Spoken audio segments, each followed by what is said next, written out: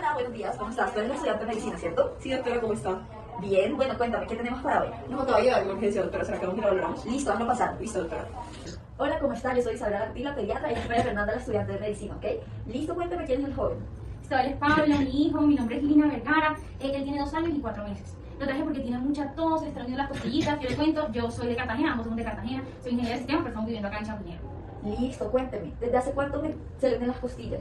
Esto lleva como 12 horas con eso de la tos y todo, pero se empeoró hace unas 6 horas. Ya fue que se le empezaron a unir las costillas y todo, además de que yo le escucho ronco, le dio fiebre, en 39,7 y estaba súper preocupada, le di acetaminofén, es que no sé qué hacer, doctora, no sé qué hacer. Listo, aparte de eso, vómito, náuseas, dolor de cabeza, ¿ha tenido? No ha vomitado, no me ha mostrado que tenía náuseas ni nada de eso. Ok, ¿cuándo fue la última comida? La última comida fue ahorita el desayuno, doctora, a las 7 de la mañana, pero no me quiso comer nada. O sea, yo le di tetero, todo, pero no quiso. Ok, chichi, ¿poco bien? Eso sí, súper bien, no hay ningún problema. Listo, perfecto. Bueno, cuénteme de los antecedentes de Pablito. ¿Cómo nació Pablito? ¿Parto vaginal, cesárea? Cuénteme un poco de eso. Sí, fue vaginal, no fue prematuro ni nada de eso, doctora. O sea, él nació súper bien, pesó 3.560, talla 51, o sea, súper sano, mi primer hijo. Pues, o sea, lo único que yo le diría así que no fue como tan sano fue que a los 4 meses le dio bronquiolitis y lo dejamos acá en el hospital, acá en San Ignacio. Pero de resto, todo súper bien. Ok, ¿Pablo asiste al jardín? Sí, comenzó a ir al jardín hace 2 semanas. Listo. Aparte de eso, ¿han salido de viaje estas últimas semanas? No, viaje no. Listo. ¿Tienen mascotas en la casa? Tenemos 2 gatos. Ok, bueno, entonces le cuento. Buenos días, ¿cómo están el día de hoy? Mi nombre es María Fernanda Jaime, soy la estudiante que está rotando por dentro y voy a examinar a Pablo, ¿está bien? Está muy bien, muchas gracias. Listo, entonces voy a estar aquí tomando luces vitales. Quería preguntarle una última cosita. ¿Pablo tiene todas sus vacunas? Sí, él tiene toda su vacuna. Ah, listo, perfecto. No, y doctora, me tiene muy preocupada porque escucho que está tosiendo como un perro. Claro, la entiendo, sí. Déjenme, vamos a empezar aquí y ahora lo reviso para poder saber qué tiene.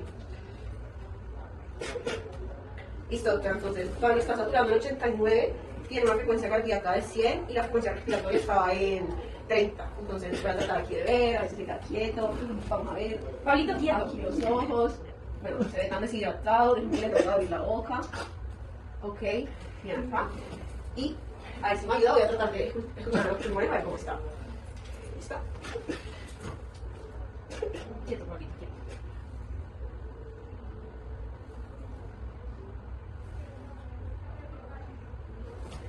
Listo, ahí voy acá al corazón.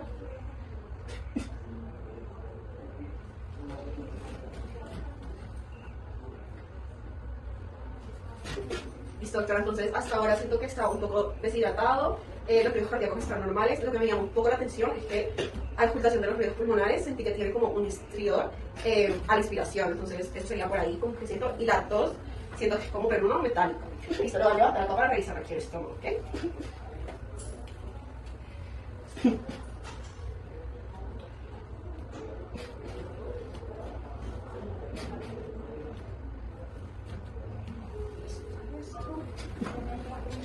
Viste, Pablito, deja que la doctora te revise. Pobrecito. Deja que te revise, Pablito. Listo, voy a ver si algo le duele. Ok, doctora, al abdomen no encuentro nada raro, ruidos normal, peristaltismo normal, no se sienten masas y pues no parece que le doliera cuando lo palpo. Aquí desde las extremidades que está. Bien, no edema. A ver cómo está la perfusión. Y perfusión normal, doctora. Entonces creo que eso sería todo por el examen físico. Listo. Listo. Bueno, María Fernanda, cuéntame con eso que le viste el examen físico, ¿qué crees que tiene Pablo? Bueno, doctora, yo creo que podría tener una laringotraqueitis, o sea, el CRU, entonces no sé qué tiene. ¿Cómo así que un club? ¿Eso qué es? ¿Se va a morir mi hijo? No, no, señora, no se preocupe. El club o la laringotraqueitis, como bien lo dice el estudiante, es una inflamación de la vía aérea de las paredes de la tráquea, es la obstrucción más frecuente, alta en niños de 3 meses a 3 años. Y pues Pablo tiene dos factores de riesgo, que son la edad, la asistencia al jardín y el antecedente previo de bronquiolitis. Cuéntame, María Fernanda, ¿cuál es la triada clásica del club? Listo, doctora, entonces lo primero, la tos perruna que la mamá describe, que muchos pacientes describen así. También al examen físico, el estridor en inspiración. Y por último, la disfonía que presenta por pues, la obstrucción y la rinorrea que tiene. Excelente, muy bien. Doctora, ¿y eso se cura? ¿Eso cómo le da? O sea, ¿qué causa eso? Muy buena pregunta. La estudiante nos va a contar todos los microorganismos que le dan eso. Listo, María Fernanda. Entonces, cuéntale a la señora cuáles son los microorganismos más frecuentes que se dan en la enfermedad. Listo, entonces esta enfermedad principalmente viral, la parainfluenza 1, 2, 3, otro virus que se llama virus sincitial respiratorio, también lo puede dar la influenza, por eso le preguntamos los de la vacuna, o el adenovirus. Menos frecuente, pero posible, lo pueden dar unas bacterias que son el Mycoplasma pneumoniae, el Staphylococcus aureus o Streptococcus pneumoniae. Muy bien, hizo la tarea. Ay, Dios mío, y eso es que es muy grave. No, no se preocupe. Hay una escala de severidad que se llama la escala de Wesley. Pablo tiene 5 puntos porque presenta estridor, está inquieto al examen físico y se pueden ver las retracciones de las costillitas, como usted viendo un dibujo, ¿ok? Bueno, basado en eso, cuéntanos, ¿qué pruebas le pedirías? Bueno, doctora, yo creo que en general no hay que pedirle pruebas. Usualmente el CRUP hacemos el diagnóstico clínico como por la triada. Hay algunos casos que sí pedimos pruebas, como la radiografía, si creemos que en verdad es por el cuerpo extraño que está presentando estos síntomas, que la verdad en él no parece. Pedimos un hemograma, una PCR, si pensamos que es bacteriana para pues, ver ese diagnóstico diferencial. Hay algunos casos que sí hacemos clínica para ver si es reflujo gastroesofágico, pero el no ha presentado CRUP recurrente, entonces por ese lado tampoco creería. Entonces yo creo que en este caso no le va a pedir pruebas complementarias. Listo, muy bien. Entonces ya sabemos el diagnóstico de Pablo, le vamos a dar las órdenes en un momento, ya se las vamos a tratar. Por favor, no me espera un momento afuera, ¿listo? Listo. Vamos, Juanito.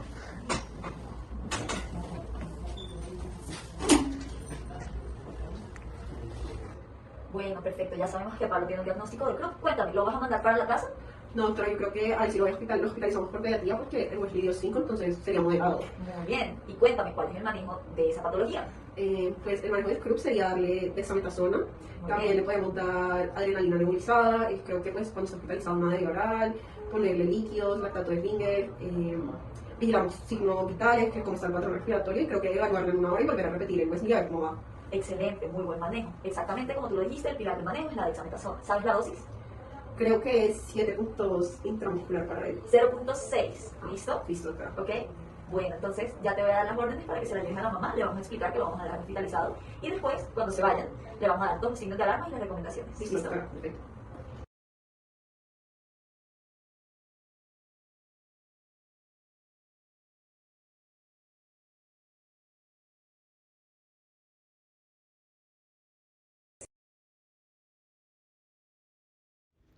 Ahora vamos a tratar la descripción teórica de la laringotraqueitis o CRUP. Como contenidos vamos a abordar la definición, etiología, epidemiología, fisiopatología, clínica y diagnóstico y tratamiento. El CRUP o laringotraqueitis es una patología respiratoria que cursa con un trastorno inflamatorio subglótico con compromiso de laringe y tráquea. Este presenta un edema de severidad variable, causando distintos grados de obstrucción de la vía aérea superior. Existen condiciones donde el compromiso es más extenso, como la laringotraqueobronquitis y la laringotraqueobronconeumonitis. Bueno, vamos a hablar de la etiología del CRUP. Ten en cuenta que la etiología del CRUP se divide en dos grandes grupos. Tenemos la etiología bacteriana y la etiología viral. Ten en cuenta que en la etiología viral pues es la más frecuente. ¿Sí? Generalmente el CRUP se asocia a virus, por eso es importante tener en cuenta en estos casos, por ejemplo, la parainfluenza 1, 2 y 3. Por ejemplo, la parainfluenza 1 es la causa número 1 de CRUP, en este grupo sí, y tenemos que la parainfluenza 3 pues es la que va a causar una mayor severidad. Además de eso, también tenemos el virus sincitial respiratorio, tenemos el adenovirus, la influenza. Ten en cuenta que la influenza pues causa hospitalizaciones más extensas, más días de hospitalización y además de eso causa un mayor número de reingresos. También tenemos el COVID-19, generalmente se asocia pues, a la cepa Omicron. Ten en cuenta que la severidad es mayor y además de eso pues, va a tener más días de hospitalización. Además de eso también tenemos a los enterovirus, a los rinovirus y a los virus del herpes simple. Tenemos por otro lado pues, las bacterias, que digamos que es un grupo más pequeño, ¿sí? Que el de los virus, y pues digamos que su frecuencia es menor. ¿Sí? Entonces tenemos el Mycoplasma pneumonia, tenemos el Staphylococcus aureus, el Streptoneumonia y también tenemos el Streptopiógenes. Gracias. Con respecto a la epidemiología, tenemos que esta patología se va a presentar principalmente en niños entre los 3 meses a los 3 años, con un pico en los 2 años. Va a ser la causa más frecuente de obstrucción de la vía respiratoria superior en la infancia, más prevalente en niños que en niñas, y sus patrones epidemiológicos dependen de la edad y los perfiles estacionales de los agentes causales. Entonces, en la parainfluenza tipo 1 tenemos que va a producir la mayoría de los casos, sobre todo en otoño. Existe otro pico de incidencia un poco menor en invierno, asociado a la parainfluenza tipo 3, al virus de la influenza y al virus sincitial respiratorio. Y van a haber también casos de parainfluenza tipo 3 esporádicos de la primavera y el verano.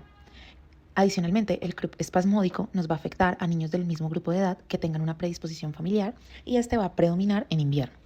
En cuanto a fisiopatología, lo primero es la transmisión, que puede ser por contacto directo o con secreciones infectadas. Los pacientes suelen tener un prodromo viral como rinorrea o febrícula antes de la tríada clásica del CRUP. Una vez se da la transmisión, empieza la replicación y la proliferación. Esto inicia en la nasofaringe y posteriormente prolifera e invade hasta la región subglótica.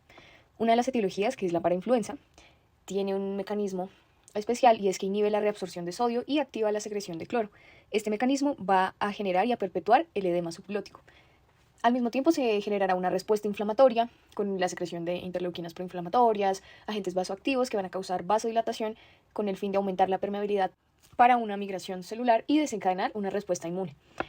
El marcado edema que se va a generar por este proceso se suma al sustrato anatómico de que la vía aérea superior en los niños tiene un menor diámetro, por lo que su luz se obliterará más fácil, y adicionalmente es que el cartílago cricoides genera rigidez e impide que la región subglótica se expanda, por lo que el edema generará fácilmente una obstrucción de la vía aérea en los niños, generando así una dificultad respiratoria. Esta dificultad respiratoria se acompaña de estridor generado por el edema mucoso y submucoso. Adicionalmente se da una parecida de cuerdas vocales y se genera un flujo de aire turbulento, lo que se manifestará como disfonía, y también se va a aumentar la viscosidad y la cantidad de secreciones, y la imposibilidad de movilizarlas va a aumentar el riesgo de un sobrecrecimiento bacteriano. Pues como sabemos, pues la causa más frecuente del CRUP son los virus, entonces digamos que inicialmente pues podemos ver el CRUP rinorrea, congestión nasal y coriza. Después de esto, pues vamos a ver la triada característica del CRUP. Pues es muy importante pues tenerla en cuenta, ver que el paciente tenga tos perruna o bitonal, tener en cuenta el estridor y la disfonía, pues porque finalmente esto nos va a ayudar pues a diagnosticar la enfermedad. Digamos que hay que estar pendiente de que el paciente no tenga dificultad respiratoria, sí, pues porque finalmente esto nos habla de la gravedad del cuadro. Entonces vamos a estar pendiente de retracciones, ¿sí? De aleteo nasal y discordancia toracoabdominal, que finalmente pues es el que nos va a hablar de la dificultad respiratoria. Además de eso, también tener presente pues que es una enfermedad autolimitada, ¿sí? Y que estos síntomas, por ejemplo, la tos puede durar 2 días y el resto de síntomas van a desaparecer a lo largo de la semana, ¿sí? De los 7 días. Entonces, pues finalmente el tratamiento es netamente sintomático, ¿sí? Pues por lo mismo, por lo que generalmente es una enfermedad que se asocia a virus. Bueno, en cuanto al diagnóstico, pues es importante hablar de la clínica, pues finalmente quien me va a dar el diagnóstico es la clínica. Entonces, pues tener presente la triada del CRUP, pues tener en cuenta la tos perruna bitonal, el estridor y la disfonía. ¿Listo? Entonces, se debe evaluar en el paciente. El diagnóstico generalmente es suficiente con la clínica. Raramente pues se recurre a la paraclínica, pero pues tener en cuenta que esta es importante para determinar, por ejemplo, el agente etiológico, pero solo determino el agente etiológico si el hecho de que lo determine, pues me ayuda a redirigir el tratamiento o pues si estoy monitoreando, pues epidemiológicamente, pues el CRUP, ¿sí? En el hospital donde esté. Tener en cuenta, pues que yo determino el agente etiológico ya sea mediante antígenos, mediante PCR, mediante un cultivo viral de nasofaringe. Además de eso, pues también tenemos el cuadro hemático. Es importante, pues, porque pues digamos que nos da un poco de pistas para saber si la etiología es viral o bacteriana. Entonces, tener en cuenta pues el número de neutrófilos y de linfocitos, eso nos puede ayudar un poco. Y la radiografía de tórax, pues tener en cuenta que yo tomo una radiografía de tórax. De pronto, si el curso de la enfermedad no es el más típico, si tengo como el diagnóstico en duda, tener en cuenta pues la severidad de los síntomas. Si tengo síntomas severos y finalmente el paciente no responde al tratamiento, pues voy a tomar una radiografía de tórax. Es importante tener en cuenta que si yo sospecho que hay un cuerpo extraño, también voy a tomar una radiografía de tórax o si tengo un CRUP recurrente. Eso en cuanto a tener en cuenta que pues tenemos diagnósticos diferenciales de la encotraqueitis pues aguda, ¿no? Ya hablamos un poco del CRUP viral, entonces pues tener en cuenta la presentación de 3 meses a 3 años, tener en cuenta lo que hablamos ahorita de manifestaciones clínicas, pues que va a tener un prodromo gripal y pues tener en cuenta que el inicio es gradual. También pues es importante hablar de la epiglottitis y la traqueitis bacteriana, pues que van a ser los dos diagnósticos diferenciales grandes. Entonces, por ejemplo, en el caso de la epiglottitis es muy importante tener en cuenta que la disfagia es marcada, ¿sí? Algo que en la traqueitis, por ejemplo, no observamos, ¿sí? Tener en cuenta que en la epiglottitis pues tenemos un inicio fulminante, ¿sí? Y que en la traqueitis bacteriana pues se comparte con la CRUP viral, que también va a tener un prodromo viral, mientras que en la epiglottitis es algo que no vemos. Tener en cuenta que, por ejemplo, en epiglottitis y en traqueitis vamos a tener fiebre elevada, sí, muy alta, también pues va a haber presencia de estridor, tanto en CRUP viral, epiglottitis y traqueitis. Pues tener en cuenta que algo muy característico de la epiglottitis es el babeo, ¿sí? Entonces, paciente pues que esté botando babas, pues pensamos en epiglottitis. Tener en cuenta pues también las pruebas, los leucocitos, sí, que van a estar llevados pues mayores a 10.000, por ejemplo, en epiglottitis o en traqueitis, pues que en el CRUP viral, por ejemplo, van a estar menores a 10.000. Y pues como último, pues tener en cuenta los agentes etiológicos, como estábamos hablando hace un rato. En el CRUP viral, pues la parainfluenza es un agente etiológico frecuente, el virus sincitial respiratorio. Ya en la traqueitis bacteriana, pues tenemos el Staphylococcus aureus. Y en la epiglottitis lo que vamos a encontrar es el Haemophilus influenza y el Streptococcus pyogenes. Bueno, antes de iniciar el tratamiento es bueno hablar de la escala de severidad, que es la escala de Wesley, ¿sí? Esta escala nos va a dividir al grupo en 3, leve, moderado, severo, y dependiendo de eso, pues digamos que va a ir encaminado al tratamiento. Es importante pues tener en cuenta que en esta escala evaluamos el estridor, las retracciones, la entrada de aire, la auscultación y el nivel de conciencia. Y pues dependiendo de cada ítem, por ejemplo, punto a 0, pues si no tengo estridor, si no tengo retracciones, si no tengo entrada de aire, nivel de conciencia.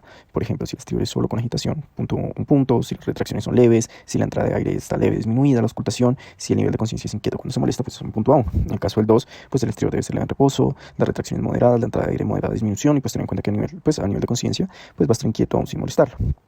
Y en el caso del 3, pues es importante tener en cuenta que el estridor es grave en reposo, que las retracciones son graves, que hay una marcada disminución de la entrada de aire y pues el paciente se va a ver letárgico. Con estos puntos pues yo voy a clasificar al paciente pues en los grupos que inicialmente leve, moderado, severo. Tener en cuenta que 0 a 4 voy a tener un paciente que está leve, de 5 a 8 voy a tener un paciente que está moderado y mayor a 8 pues finalmente voy a tener un paciente grave, ¿sí? Esto pues como dije anteriormente nos va a ayudar a clasificar pues la severidad del cuadro y nos va a guiar un poco. Con respecto al tratamiento de esta patología, tenemos que recordar que se va a basar en la clasificación de severidad de la misma. Hablando un poco de los fármacos empleados en esta patología, antes de instaurar el tratamiento como tal, vamos a hablar de la adrenalina nebulizada. La eficacia de la adrenalina nebulizada en los casos de laringotraqueitis está demostrada tanto en su forma racémica como estándar. Su mecanismo de acción va a ser la vasoconstricción de las arteriolas precapilares mediante la estimulación de los alfa receptores. ¿Qué va a causar esto? Va a causar la disminución de la presión hidrostática, por lo tanto, el edema de la mucosa laríngea. Su efecto va a ser rápido, va a comenzar aproximadamente a los 10 minutos, con un pico máximo de acción a los 30 minutos y una duración de 2 horas. La adrenalina estándar se va a presentar en ampollas de 1 mililitro al 1 por mil o 0.1%, es decir, contiene 1 miligramo por cada mililitro. La dosis va a ser entre 3 a 6 miligramos o 2.5 a 5 ampollas o 0.5 mililitros por kilogramo, disuelta en suero fisiológico hasta llegar a 10 mililitros.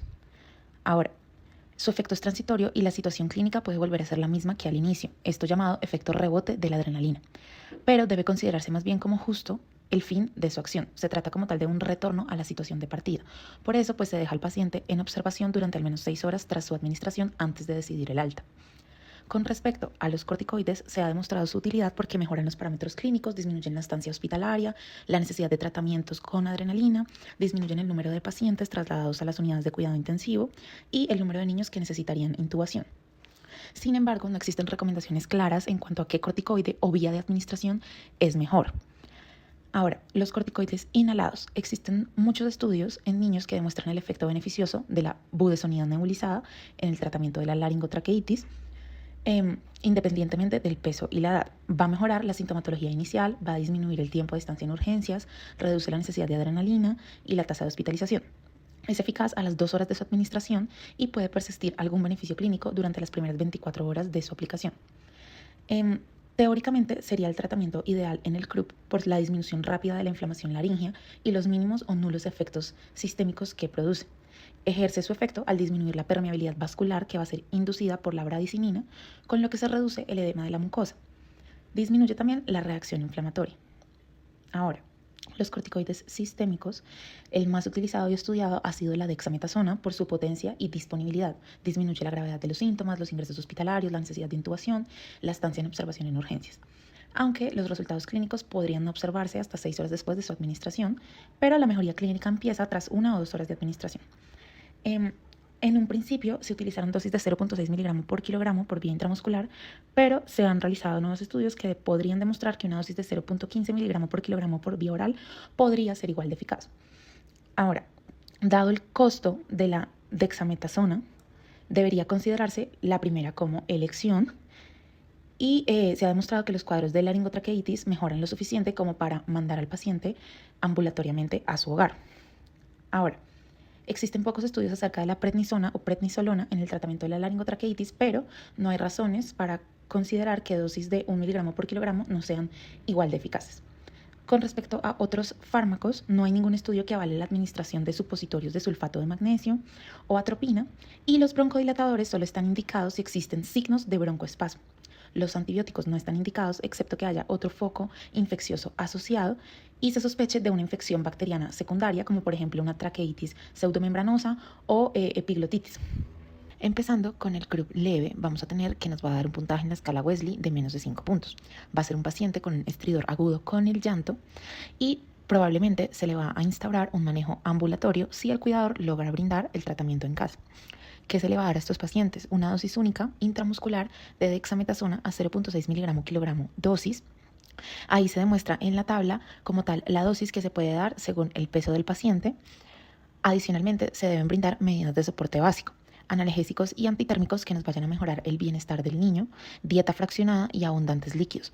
Hay que educar al cuidador en el curso de la enfermedad y el manejo en casa, al igual que los signos de alarma para regresar de inmediato y medidas preventivas para evitar nuevos episodios. A estos pacientes igualmente los vamos a querer ver en un control por pediatría a los 2 o 3 días del evento. Con respecto al CRUP moderado, vamos a tener que va a estar en un puntaje en la escala Wesley entre 5 y 8 puntos. Este va a ser un paciente con estridor agudo, sin alteración del estado de conciencia, sin tiraje subcostal ni supraclavicular, saturando adecuadamente y mayor a 3 meses de edad. A este paciente lo voy a querer dejar en observación mínimo 6 horas con periodos de revalorización cada hora. ¿Cuál va a ser el tratamiento de este paciente? Voy a instaurar igualmente dexametasona dosis única intramuscular a 0.6 miligramo kilogramo dosis. Sin embargo, aquí me voy a acompañar de nebulizaciones con adrenalina o epinefrina. En el caso de disponer de adrenalina, lo que voy a hacer es dar nebulizaciones en dosis de 0.25 a 0.5 miligramo por kilogramo, máximo hasta 2.5 ampollas en menores de 2 años o 5 ampollas en mayores de 2 años. Todo esto lo voy a tener que hacer bajo monitorización. Y adicionalmente puedo instaurar epinefrina racémica a 0.05 mililitro por kilogramo de solución al 2.25%, diluida en 3 mililitros de solución salina normal, con una dosis máxima de 0.5 mililitros, también bajo monitorización, porque en estos casos voy a vigilar taquicardia grave según la edad. Ahora, adicionalmente a este tratamiento farmacológico, voy a dar un manejo básico con oxígeno humidificado con sistemas de bajo flujo, buscando una saturación mayor al 90%. Voy a manejar la fiebre del paciente y a clasificar la severidad del CRUP en cada revalorización y modificar el tratamiento según la nueva clasificación cada hora. Si llego a dar egreso a este paciente, voy a tener que verlo también en consulta externa por pediatría a los 2 o 3 días del egreso. Finalizando con el CRUP severo, vamos a tener en cuenta que este va a ser un paciente con una escala Wesley mayor a 8 puntos, con estridor agudo y alguno de los siguientes signos de gravedad, tales como alteración del estado de conciencia, tiraje subcostal o supraclavicular, una saturación baja, un estridor en reposo y una edad menor de 3 meses. Este paciente se va a tener que hospitalizar. Entonces, como pasos iniciales, voy a iniciar una remisión a un hospital de alta complejidad o la hospitalización. Voy a monitorizar continuamente los signos vitales. Voy a hacer un control de vía aérea determinando el requerimiento de intubación. Voy a instaurar oxígeno humidificado con sistemas de bajo o alto flujo para lograr una saturación mayor al 90%. Manejo la fiebre en este paciente e instauro líquidos endovenosos si tengo alguna sospecha de deshidratación. Igualmente en este paciente voy a manejar dexametasona dosis única intramuscular a 0.6 miligramo por kilogramo dosis y nebulizaciones con adrenalina o epinefrina racémica a 0.25 o 0.5 miligramo por kilogramo en el caso de la adrenalina, o a 0.005 mililitros por kilogramo de solución al 2.25% diluida en 3 mililitros de solución salina normal en el caso de la epinefrina racémica. Sin embargo, si este paciente no mejora, debo escalar el tratamiento con una nebulización con corticoide, como lo es la budesonida, a dosis de 0.25 a 2 miligramos cada 12 horas. Voy a tener en cuenta que las indicaciones para intubación van a ser una intensidad creciente de las retracciones, un empeoramiento del estridor, jadeo respiratorio o una alteración del sensorio. Siempre voy a tener en cuenta que no van a estar indicados los antibióticos. Voy a revalorar este paciente cada hora y voy a instaurar o modificar el tratamiento dependiendo de la nueva clasificación que adquiere. Estos son los integrantes del equipo: Valentina Vélez, Luis Felipe Ibarra y Luciana Foleco. Esta es la bibliografía empleada por el grupo para la realización de esta exposición. Muchísimas gracias.